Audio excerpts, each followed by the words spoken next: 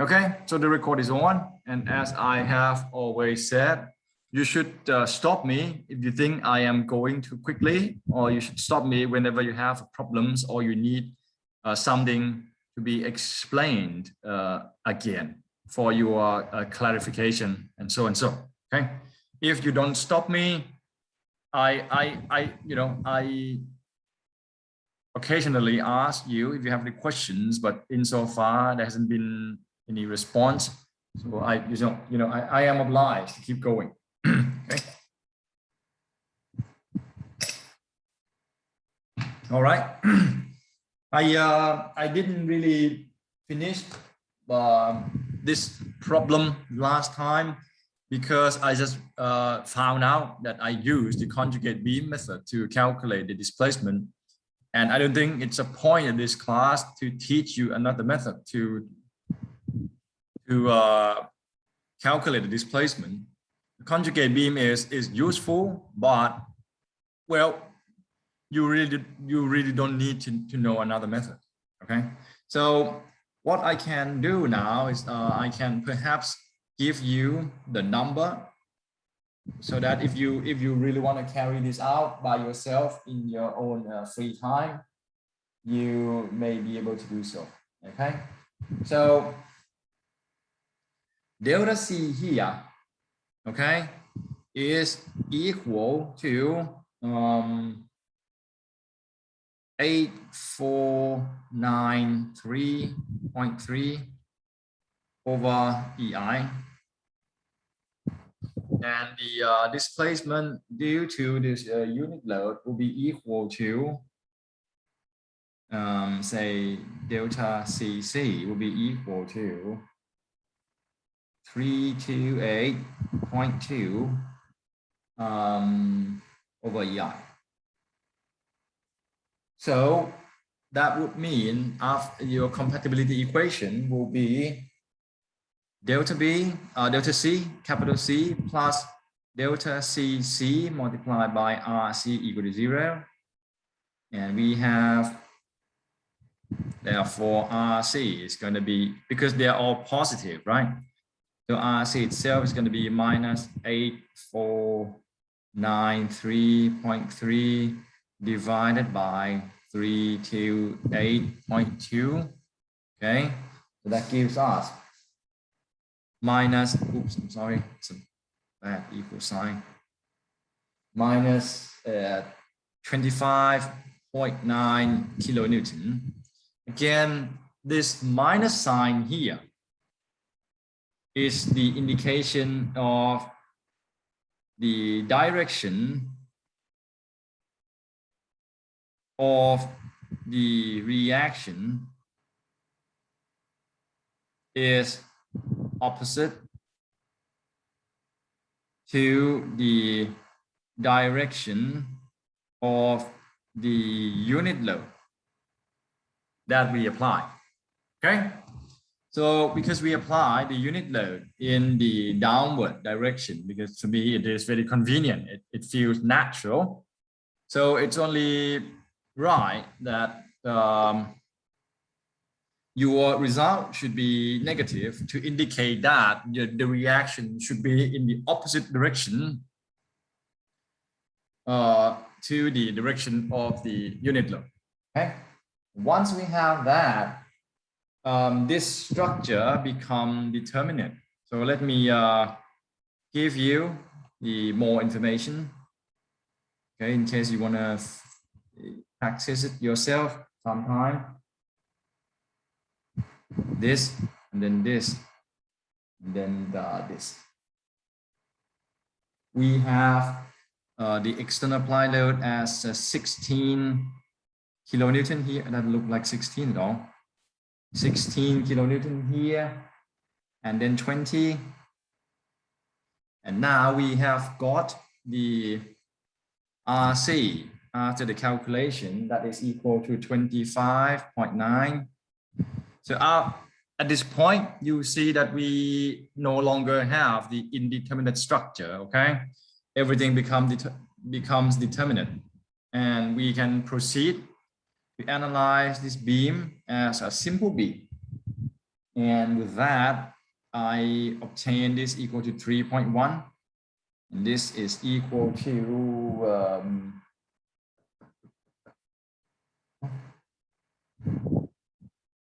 7. Yeah, 7. Now let's hope that if you are up to this point, the rest should be easy enough for you. But let me show you again that the nature of this structure is that, you know, this is a simple, we call that a simple support, right? But it's also at the end of the structure. So this is basically, we call this a simple end. Simple end support. And because the support is at the end, the only way that it can be deflected by the load is that it has to go down like this. And this is also another simple end, so it has to go down like that. Okay. And here, another support here, this is the internal support. And when you have the internal support like that, the only way that it can be deflected down is it has to go down like that. There is no other possible shape. So once you see this, you can tell yourself that this is the shape of a positive curvature. And this is also a positive curvature, which means that your beam must have the portion where it carries the positive moment. Okay. And this is the shape of the negative curvature. So you must know that it must carry the negative moment in that region. So you can see from the nature of the beam itself, this is not a simple beam anymore. The beam with two spans, we call it a continuous beam. Okay, so the nature of the continuous beam is that the internal span will only, you know, have the deflected shape like this because it cannot have it any other way. And the simple end support will have the shape like that. Okay, so it is important that you understand this behavior. And because we have both the positive curvatures and the negative curvature, there must be somewhere where the curvature changes, right? And this is where we have what we call the point of inflection. Point of inflection. Okay, here and here. So if you can see the structure, if you can anticipate what its behavior is going to be under the load, you can now sort of anticipate what kind of numbers, or, you know, the internal forces, to be exact, you are going to get. So let us carry on with this, okay? I think the shear force diagram would be simple enough. 3.1 up. You face 16, so you come down to minus 12.9.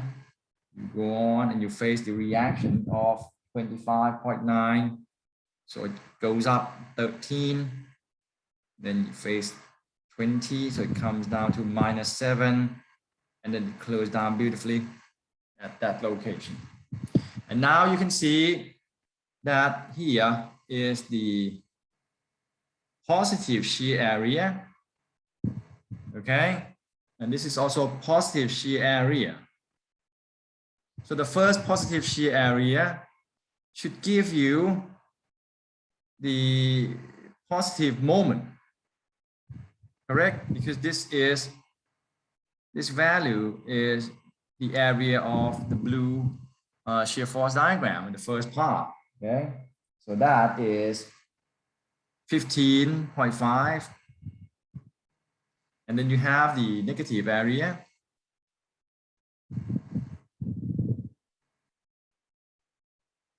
So the negative area is bigger than the positive area. Surely this number will come down to be the negative. And much bigger. Right here. This is minus 49. Okay. And then we have another positive area, which is also pretty large. So it should bring this back up.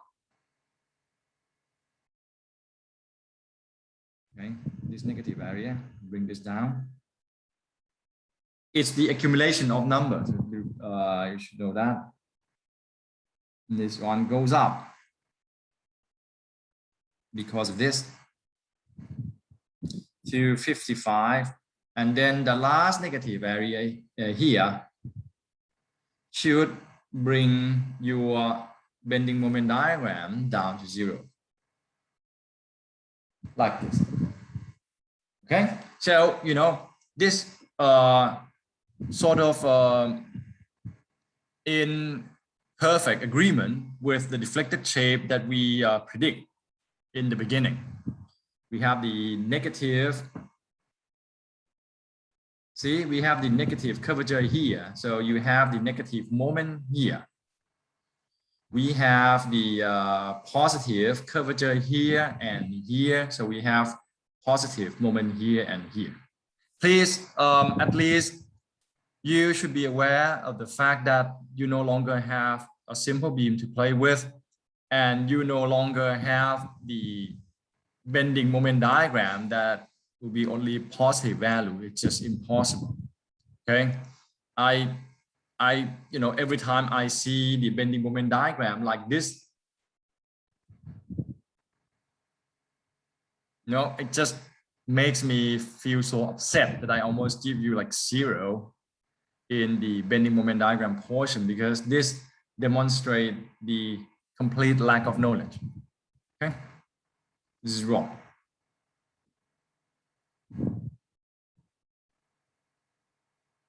Okay, for this problem, let me try to find the how we grade this. Okay, the OBE description.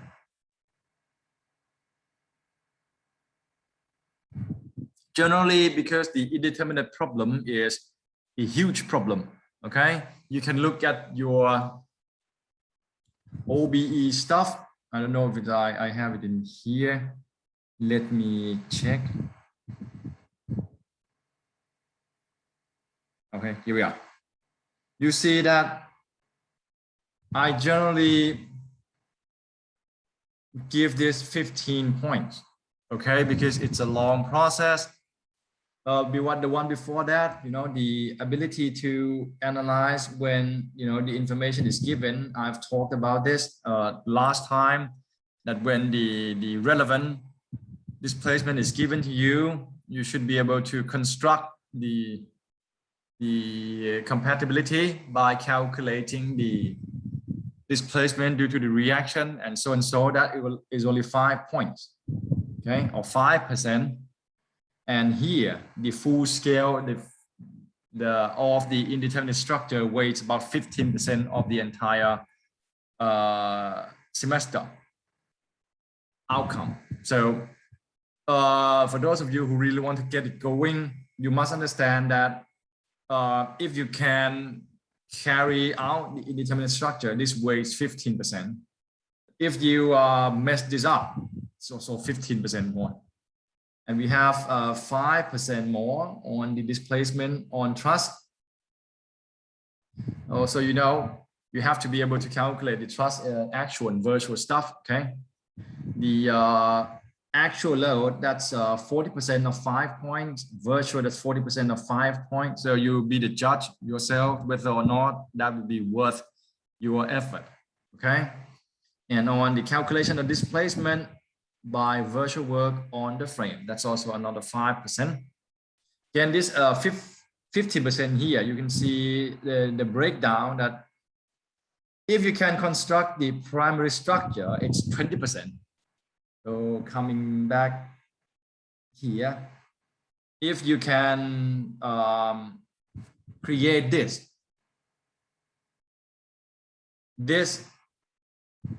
sound primary structure is 20%.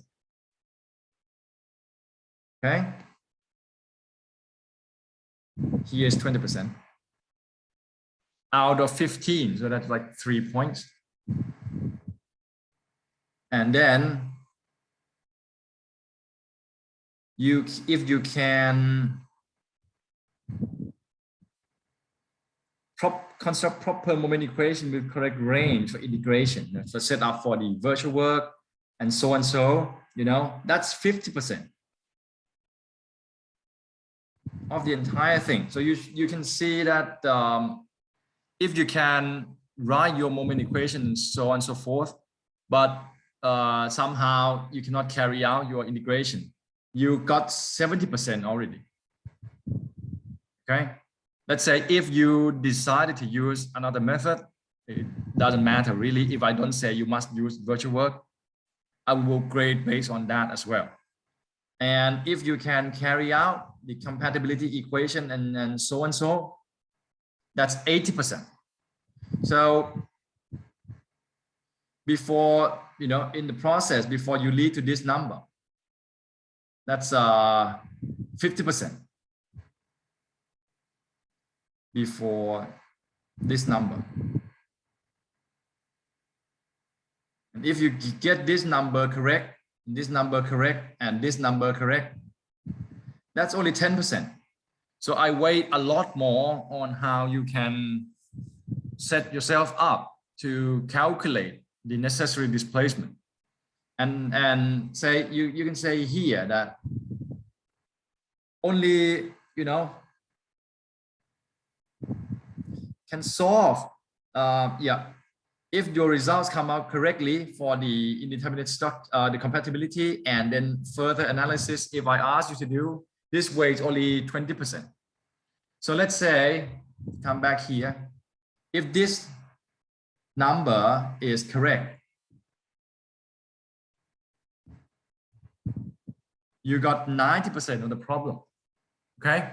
So that's why generally I didn't really ask you to draw shear force and bending moment diagram of the indeterminate structure. Because the most important thing is to get the concept right and establish the proper compatibility equation. If you can bring yourself up to that point, that's 80% already. Okay.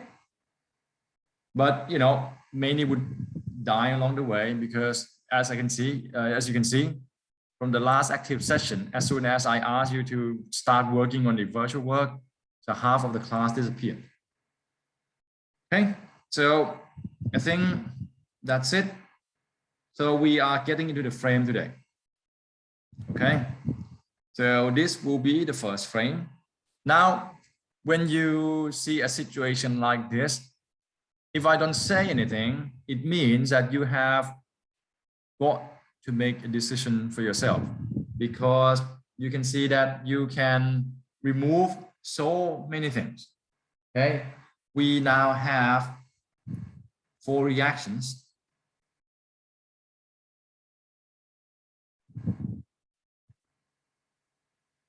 Okay, whatever.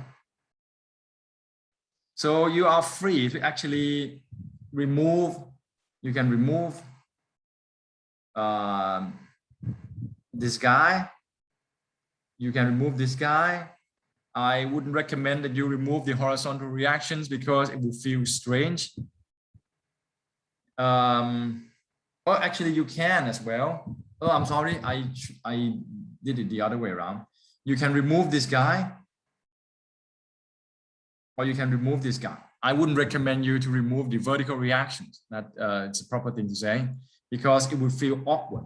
So that means you make a decision for yourself, which one is going to be the easier way to reach your final destination. Sometimes you cannot tell right away, but I'd say it wouldn't make much difference in this case.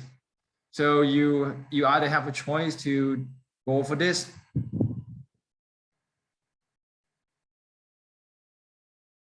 or this.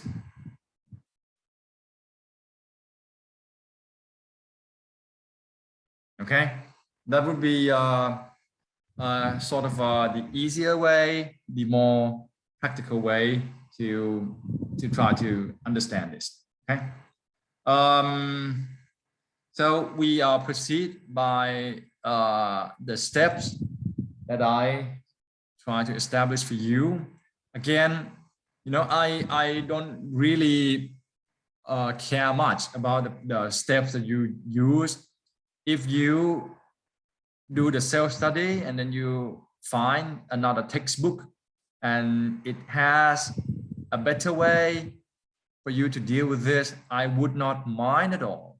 Feel free to use any method that will make yourself comfortable. Okay, so we again we follow this by, let's say, step number 1.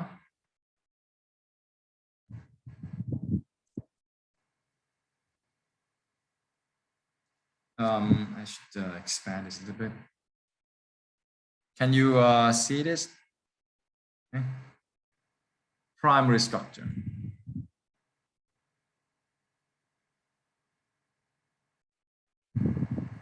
Okay, so my primary structure is going to be this one. I kind of like that one. It feels natural to me.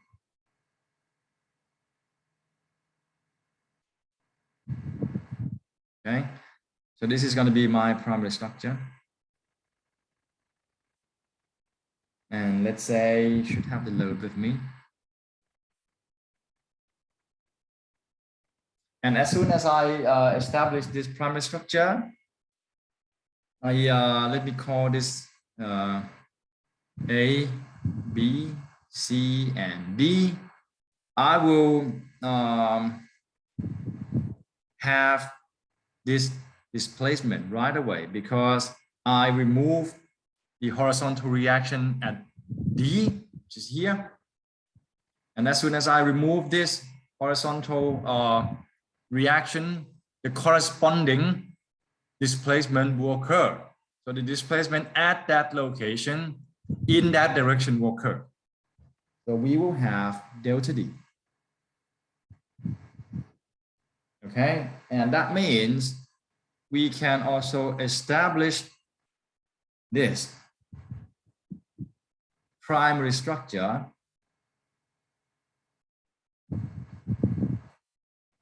and we know that because we remove the horizontal reaction at D, we need to apply the unit load here. Again, you can choose to write this as a unit load for the sake of your, say, ease of calculation, or you can just say, okay, I'm going to apply HD. It works the same way. If you write HD right here, the HD will get into your integral. It may annoy some people, but some people will feel more comfortable because that will give them a clearer picture on what they are doing as well. They are trying to calculate the displacement of HD, or the displacement caused by HD. You can also do that. And I've seen some students do that in the past few years. After I started to explain that, okay, this is the displacement caused by the reaction, which has to be equal to the displacement caused by the actual load. Be mindful that after you create your primary structure, you actually apply the load in two cases, okay? This is the actual load case. And this is the virtual load. Or you can say this is the just the HD or HD. Either one of that. Okay. So now we need to calculate the displacements of these two cases. Remember, don't mix up the load cases. You now need to know this, and you now need to know the displacement caused by this load alone. And this you may call it delta dd. Okay, so that is our, this is step number 2, right? Not number 1. Yeah, my apologies. This is step number 2. Because step number 1 would be to determine the degree of redundancy, which we have done it. So that's step number 1. So from now, I think I'm going to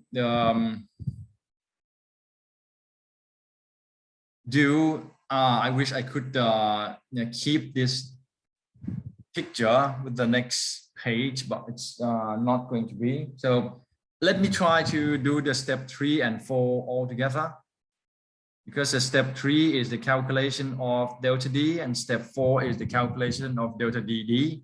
Right, we are going to write the table. So we'll do it together. Calculation of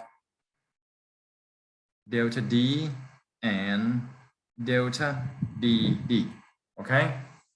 Now, it would be quite useful if you can draw the bending moment diagram of each member of the structure, but again, it's not necessary. Okay. Maybe I should try to do it somewhere, but hope that you're okay now. Yeah, okay, let's do it here. You have to analyze the structure, of course. There's no two ways. There's no two ways about it.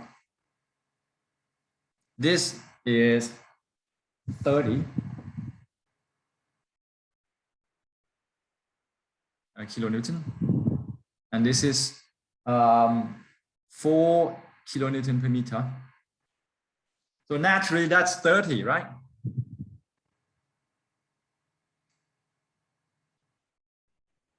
It's 20, not 30. 20? Oh, yeah, right. Yeah, right. Thanks a lot. Wow. Old age. Nothing else. So that's 20. Thanks. And, be careful, because you should know by now that these two vertical reactions are not equal because of the presence of this 20 kilonewton. Okay. So that reaction will be equal to 20 multiplied by 15, right? Plus 4 multiplied by 30 square over 2 divided by 30.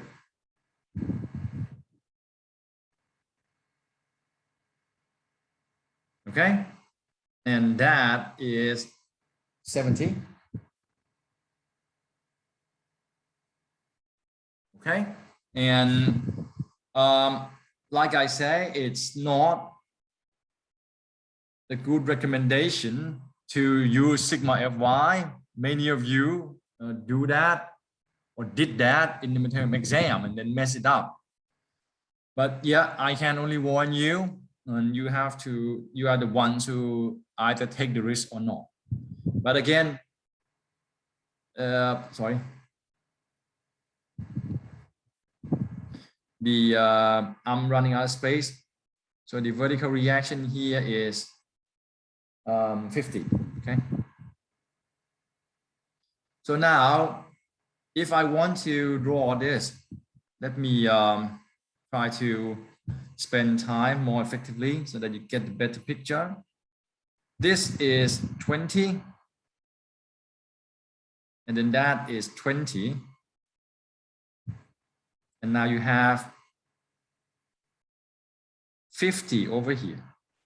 Okay, you may or may not create the or calculate the end moment. Okay, but it would be nice for you to know that. And you should know you should notice one more thing about this. Can you see that this is 20? This is also 20, right? So that means the shear after this 20 kilonewton point load, the shear after this point must be 0. So when the shear is 0, you in fact will have constant moment. Okay, so whether or not you want to do it, this is going to be your bending moment diagram of this stuff. But if you can do this without wasting too much time, it will give you the benefit of the big picture.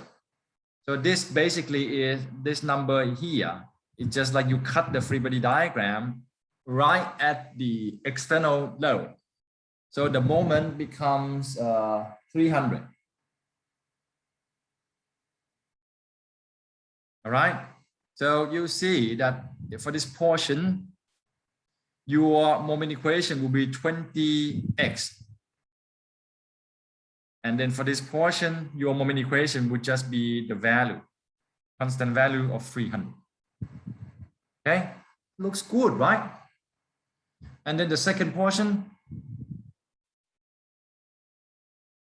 well, because you have this reaction 70, and then you have the uniform load.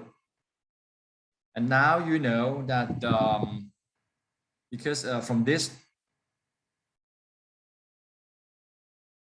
you know the moment 300. So this moment is 300.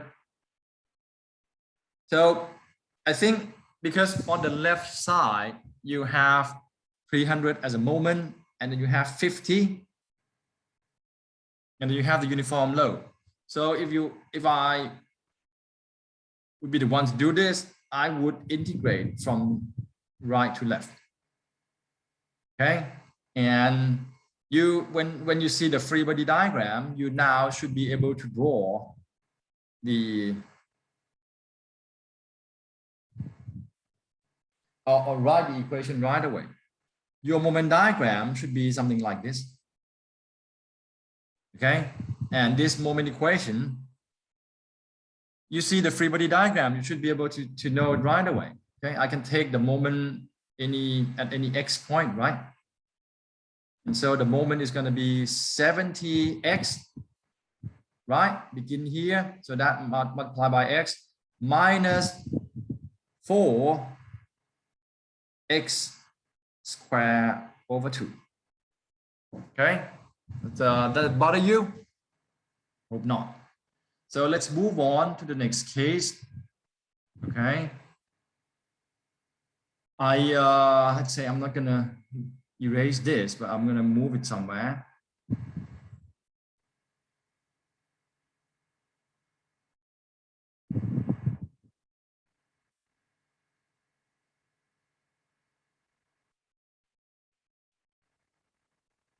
Like that. Okay, so that now we can focus on the second case. Is there any question about the first case? Actually, what you should have asked, but you didn't, was about the moment equation here. But because the second portion is constant, so it really doesn't matter where we start, right? Because it's constant. This first part, it's naturally we should start from 0, so that comes naturally, so there's no question. Okay, but actually in fact, when you're dealing with a problem, you should look at this, and then you should look at the virtual case first before you start writing your moment equation, so that you can make a better, say, plan for yourself about the origin of your moment equation and the range and so on. So Okay, but this case is rather simple. So let's take a look at our virtual case. Let me remove this again. Like that. Okay. This case, because we remove the horizontal reaction at D, we have to apply the unit load here. So that becomes my apply force. So naturally, if I apply unit load to the right, I must have another one here, right? And you can see that now we have a couple of unit loads, and they would create the clockwise effect. Can you see that? Because this one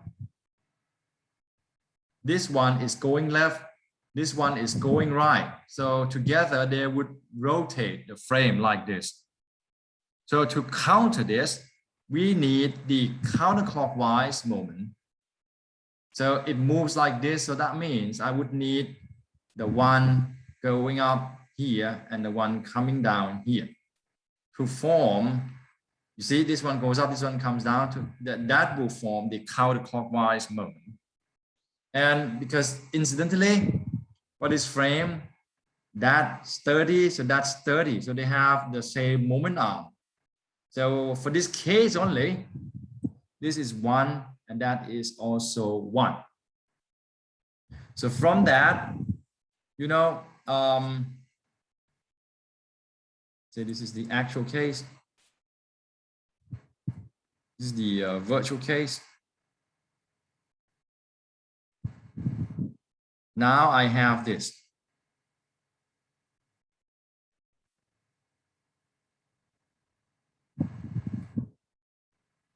This is downward. This is going to this. So I know right away that my moment here is the same direction as the 300. That will be equal to 30, right? See, this free body diagram tells you that the horizontal member will have moment. Okay, and if you want, your moment diagram is like this.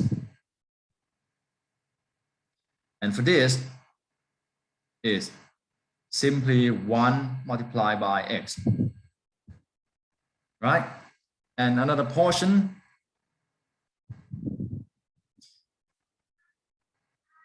we have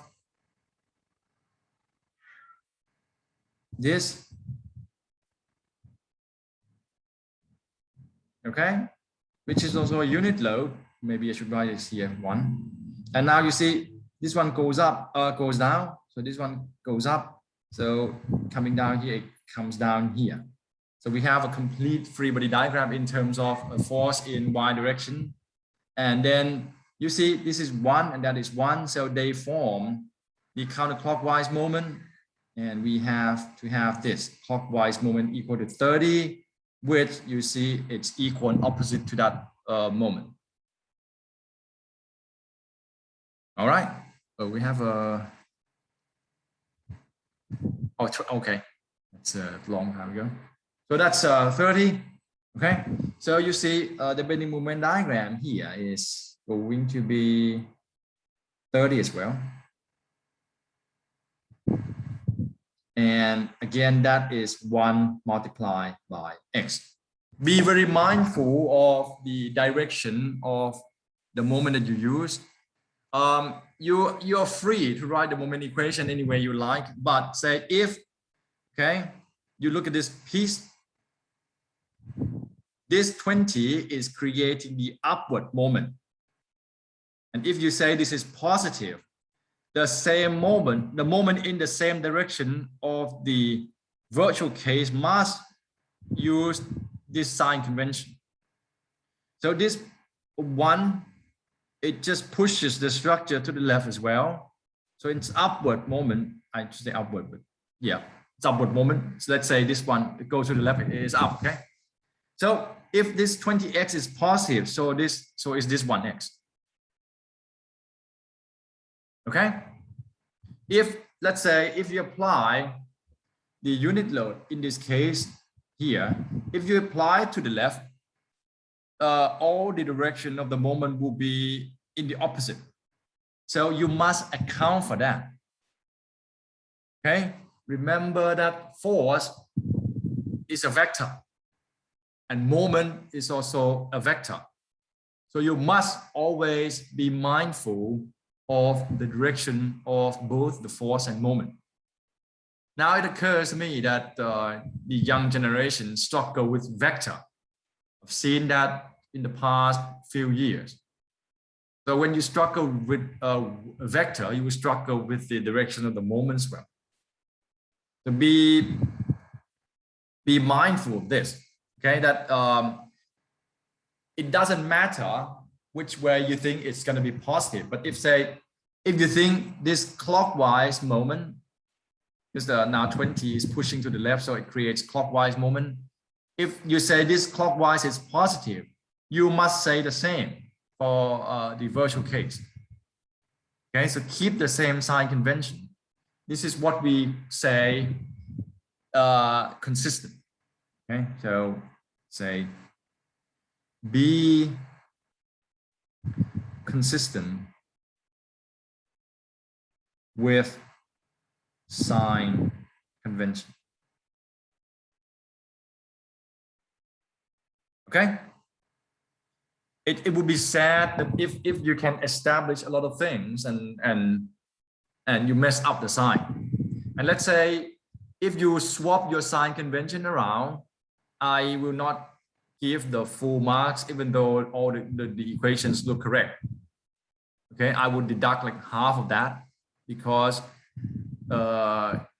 your equations will not lead you to your final destination. They cannot be carried out because of the inconsistency of the sign. Okay, so now after this we can easily establish the moment equations. So today I am going very, very slowly, hoping that you guys catch it better.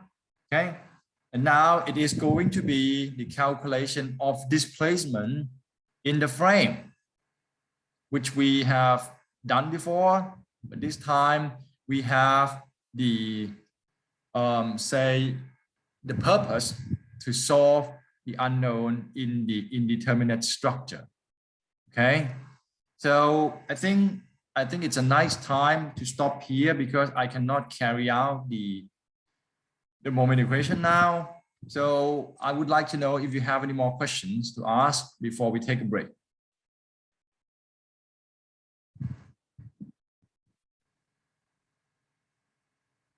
Hello, you want me to repeat any explanation somewhere?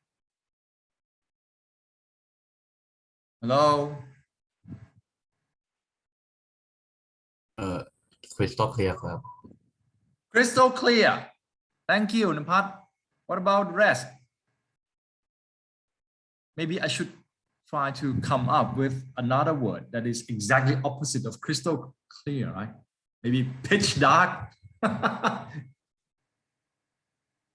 Okay, you know, right. So let me tell you a story before we take a break, but I have to stop this, right?